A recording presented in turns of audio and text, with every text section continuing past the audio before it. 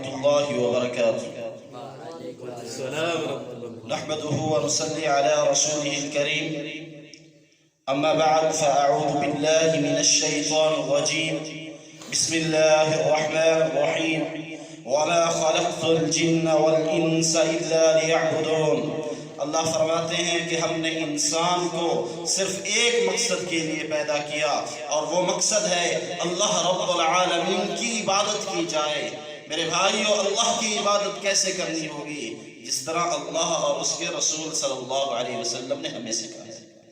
میں آپ کے سامنے عمل کی قبولیت کی شرطیں رکھنا چاہتا ہوں، اور اس عمل کی قبولیت کی میرے بھائیو 4 شرائط ہیں۔ جب تک ہمارے اندر وہ 4 شرائط نہیں پائی جائیں گی، ہمارا کوئی بھی عمل قبول نہیں ہوگا۔ ہماری نماز میں اگر وہ شرط پوری نہیں ہوگی، قبول نہیں ہوگی۔ ہمارے روزے میں اگر وہ شرط پوری نہیں ہوگی، روزہ قبول نہیں ہوگا۔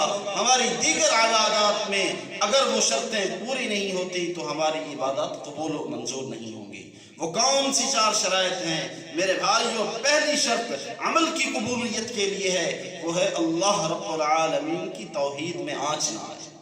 آپ کا عقیدہ توحید بہترین ہونا چاہیے، اللہ کے لیے خالص ہونا چاہیے، اس میں شرک کی ملاوٹ نہیں ہونی چاہیے۔ اگر آپ کے عقیدہ توحید میں ملاوٹ آ گئی، شرک آ گیا، اللہ فرماتے ہیں ان اللہ لا یغفر ان یشرک بہ ویغفر ما دون ذلک لمن یشاء۔ اللہ فرماتے ہیں جو شخص میرے ساتھ شرک کرے گا میں اس کو کبھی بھی معاف نہیں کروں گا، ویغفر ما دون ذلک لمن یشاء، اور اس کے علاوہ اگر میں چاہوں گا، شرک کے علاوہ اس نے کوئی بھی گناہ کیا ہوگا تو میں چاہوں گا تو معاف کر دوں گا۔ تو سب سے پہلی شرط عمل کی قبولیت کی کیا ہے؟ کہ اللہ کے ساتھ شرک نہیں کرنا، عقیدہ توحید کو خالص کرنا ہے، اللہ رب العالمین کی توحید میں آنچ نہیں آنے دینی۔ اگر ہم نے اللہ کی توحید میں آنچ لائی، اللہ فرماتے ہیں اولئک الذین کفروا بآیات ربہم، یہ وہی لوگ ہیں جنہوں نے اللہ کی آیات کا انکار کیا، ولقائہ، اور اللہ کی ملاقات کا انکار کیا، آخرت کا انکار کیا، انہوں نے قیامت کا انکار کیا، فحبطت اعمالہم، اللہ فرماتے ہیں ان کے اعمال کو ہم برباد کر دیں گے، ختم کر دیں گے، ضائع کر دیں گے۔ فلا نقیم لہم یوم القیامت وزنا، اگر اس نے اعمال کے ساتھ شرک کیا ہے، قیامت والے دن ہم اس کے اعمال کا کوئی وزن نہیں کریں گے۔ وَلَوْ أَشْرَكُوا لَحَبِطَ عَنْهُمْ مَا كَانُوا يَعْمَلُونَ، فرمایا اگر یہ شرک کریں گے ہم ان کے اعمال کو برباد کر دیں گے۔ تو میرے بھائیو، اعمال کی قبولیت کی پہلی شرط یہ ہے کہ عقیدہ توحید کو خالص کیا جائے، اللہ کے سوا کسی کو خالق، مالک، رازق نہ مانا جائے، صرف اللہ ہی اکیلا عبادت کے لائق ہے، وہی وحدہ لا شریک ہے۔ اور پہلی شرط کے بعد دوسری شرط، اگر ہم چاہتے ہیں ہمارے اعمال قبول ہو جائے، اللہ رب العالمین قیامت والے دن ہمیں جنت کا داخلہ عطا فرما دیں، تو میرے بھائیوں دوسری شرط ہے جناب محمد رسول اللہ صلی اللہ علیہ وسلم کی سنت کے مطابق عمل کیا جائے۔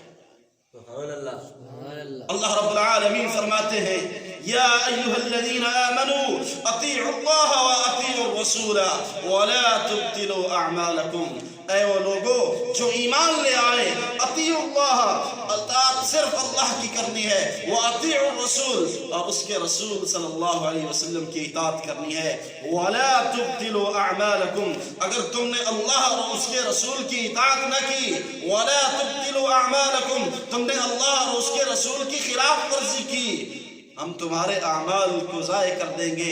وَلَا تُبْطِلُوا أَعْمَالَكُمْ، ان کی خلاف ورزی کر کے ان اپنے اعمال کو برباد مت کرو۔ تو دوسری شرط کیا ہے؟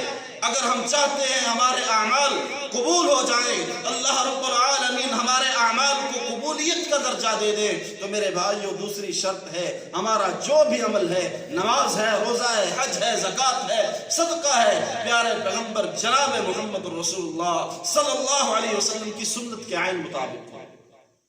نبی کریم صلی اللہ علیہ وسلم کی ازواج مطہرات کے پاس 3 صحابہ آئے اور سوال کیا اللہ کے پیارے پیغمبر کی عبادت کے بارے میں کہ جناب محمد رسول اللہ صلی اللہ علیہ وسلم کی عبادت کیسی ہوتی تھی؟ ازواج مطہرات نے بتلایا اللہ کے پیارے پیغمبر قیام اللیل کرتے ہیں، روزے رکھتے عبادات کرتے ہیں تو انہوں نے سوچا کہ یہ تو جناب محمد رسول اللہ خاتم الانبیاء معصوم عن الخطا، اللہ نے انہیں گناہوں سے معصوم رکھا ہے، اللہ نے انہیں تمام انبیاء پر فضیلت دی ہے، یہ تو جنتی ہیں بلکہ جنتیوں کے سردار ہیں، انبیاء کے سردار ہیں، جب یہ اتنی عبادت کرتے ہیں تو ہمیں بھی اس سے زیادہ عبادت کرنی چاہیے۔ ان کی سوچ تو اچھی تھی، ان کی فکر تو اچھی تھی۔ ان میں سے ایک آدمی نے کہا میں ساری زندگی شادی نہیں کروں گا بلکہ اپنی زندگی صرف عبادت میں کھپا دوں گا، اگر شادی کروں گا تو شادی میں اپنی بیوی کے ساتھ مصروف ہو جاؤں گا، بال بچوں میں مصروف ہو جاؤں گا، ان کی روزی کے لیے رزق کے لیے مصروف ہو جاؤں گا، تو عبادت کو اتنا ٹائم نہیں دے پاؤں گا۔ اس کی سوچ دیکھیے۔ اور دوسرے آدمی نے کہا، دوسرے صحابی نے کہا رضی اللہ عنہ نے کہ میں ساری زندگی روزے رکھوں گا، کبھی بھی روزہ نہیں چھوڑوں گا۔ اور تیسرے نے یہ عہد کر لیا کہ میں ساری رات سوؤں گا نہیں، ساری رات اللہ کی عبادت کروں گا۔ جب نبی کریم صلی اللہ علیہ وسلم اپنے گھر آئے، ازواج مطہرات نے وہ ماجرا سنایا، اللہ کے پیارے پیغمبر جناب محمد رسول اللہ صلی اللہ علیہ وسلم نے ان صحابہ کو بلوایا اور ان سے کہا اے میرے صحابہ، میں تم سے سب سے زیادہ اللہ سے ڈرنے والا ہوں، میرے اندر تم سے زیادہ خوف ہے اللہ کا۔ اللہ کے پیارے پیغمبر نے قسم اٹھائی، تم تو کیا سوچتے ہو، میں تم سب سے زیادہ اللہ سے ڈرتا ہوں۔ اور سن لو میں روزے رکھتا بھی ہوں، روزے چھوڑ بھی دیتا ہوں، اور سن لو میں رات کو قیام بھی کرتا ہوں، رات کو سوتا بھی ہوں، اور یہ بھی بات سن لو میں نے شادیاں بھی کی ہیں۔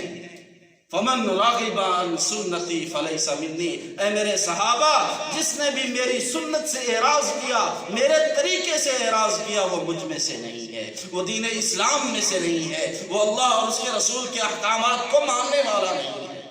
میرے بھائیوں، صحابہ کی سوچ کتنی اعلیٰ تھی، لیکن کیا ہے اللہ کے پیارے پیغمبر کے طریقے کے مطابق نہیں تھی۔ پیارے پیغمبر نے فرمایا یہ طریقہ نہیں چلے گا۔ اور حضرت عائشہ رضی اللہ عنہ کی حدیث عنہا کی حدیث ہے من احدث فی امرنا ما لیس منہ فہو رد، آپ علیہ السلام نے فرمایا جس نے ہمارے دین میں نیا کام گھڑ لیا، نئی عبادت بنا لی، بدعت والا کام کر لیا، اس کا ہم سے کوئی تعلق نہیں ہے۔ تو میرے بھائیوں، اگر ہم چاہتے ہیں ہماری عبادت قبول ہو جائے تو سب سے پہلی شرط توحید ہے، اور دوسری شرط یہ ہے کہ عمل اللہ کے نبی صلی اللہ علیہ وسلم کی سنت کے مطابق ہو، اور تیسری شرط وہ ہے اخلاص، عمل میں ریاکاری نہیں آنی چاہیے۔ اگر ریاکاری آ گئی ہمارے اعمال برباد اور ضائع ہو جائیں گے۔ اللہ کے پیارے پیغمبر صلی اللہ علیہ وسلم نے فرمایا مجھے اپنی امت سے سب سے زیادہ جو ڈر ہے وہ ہے ریاکاری کا ڈر، دکھلاوے کا ڈر۔ میری امت ریاکاری میں پڑ جائے گی۔ اور آپ علیہ السلام کی ایک حدیث سناتا چلوں، آپ علیہ السلام نے فرمایا قیامت کا دن ہوگا، سب سے پہلے اللہ رب العالمین 3 لوگوں کا حساب کریں گے، ان میں سے ایک ہوگا قاری عالم، اور ایک ہوگا شہید، اور ایک ہوگا سخی انسان۔ اللہ رب العالمین ان کو بلائیں گے، قاری آئے گا، عالم آئے گا، اللہ رب العالمین پوچھیں گے تو نے کیا اعمال کیے؟ یہ کہے گا یا اللہ تیرے لیے میں نے قرآن پڑھایا، قرآن کی تلاوتیں کی، تقریریں کی، میں نے تیرے دین کو پھیلایا۔ اللہ فرمائیں گے تو نے میرے لیے نہیں کیا، تیرے اندر اخلاص نہیں تھا، تو نے لوگوں کے دکھلانے کے لیے، یہ کہلوانے کے لیے بڑا عالم ہے، بڑا قاری ہے، وہ تو لوگوں نے کہہ دیا آج میرے پاس تیرے لیے کچھ نہیں ہے۔ اور اسی طرح سخی کو بلائیں گے، کہیں گے تو نے کیا اعمال کیے؟ سخی کہے گا یا اللہ تیرے راہ میں بڑا خرچہ کیا، مسجدیں بنائی، کنویں بنائے، نلکے لگوائے، یہ اعمال کیے، یہ صدقات کیے۔ اللہ فرمائیں گے تو نے یہ میرے لیے نہیں کیے، تیرے دل میں اخلاص نہیں تھا۔ انہ علیم بذات الصدور، اللہ تو سینوں کے رازوں کو جانتا ہے۔ اللہ فرمائیں گے تو نے لوگوں کے دکھلاوے کے لیے یہ اعمال کیے، جا تمہیں وہ اعمال، وہ دکھلاوا مل گیا، لوگوں نے کہہ دیا یہ سخی ہے، یہ بڑا اللہ کے راہ میں خرچ کرنے والا ہے، آج میرے پاس تمہارے لیے کچھ نہیں ہے۔ میرے بھائیوں، تیسرا وہ آدمی جو شہید ہو گیا ہوگا اللہ کی راہ میں، وہ اللہ کی بارگاہ میں آئے گا، اللہ پوچھیں گے اے میرے بندے تو نے کیا عمل کیا؟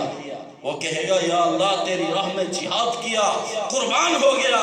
اللہ فرمائیں گے نہیں نہیں، میں جانتا ہوں تو نے میرے لیے جہاد نہیں کیا، میری راہ میں قربان اس لیے نہیں ہوا کہ اللہ کو راضی کروں، اللہ کو خوش کروں، بلکہ تو اس لیے قربان ہوا لوگ کہیں بڑا شہید ہے، لوگ کہیں بڑا بہادر ہے۔ تو وہ لوگوں نے کہہ دیا آج میرے پاس تمہارے لیے اس چیز کا بھی عجب نہیں ہے۔ اور اللہ رب العالمین اس ریاکار نمازی، اس ریاکار عالم کو، اس ریاکار قاری کو، اور اس ریاکار سخی کو، اور اس ریاکار شہید کے لیے حکم دیں گے ان کو جہنم میں ڈال دو۔ تو میرے بھائیوں، عمل کے لیے اخلاص ضروری ہے۔ قل انی امرت ان اعبد اللہ مخلصا لہ الدین، اللہ کے دین کے لیے اپنے اعمال کو خالص کر لیجیے۔ اور آخری بات، چوتھی شرط ہمارے اعمال قبول کب ہوں گے میرے بھائیوں، وہ ہے رزق حلال۔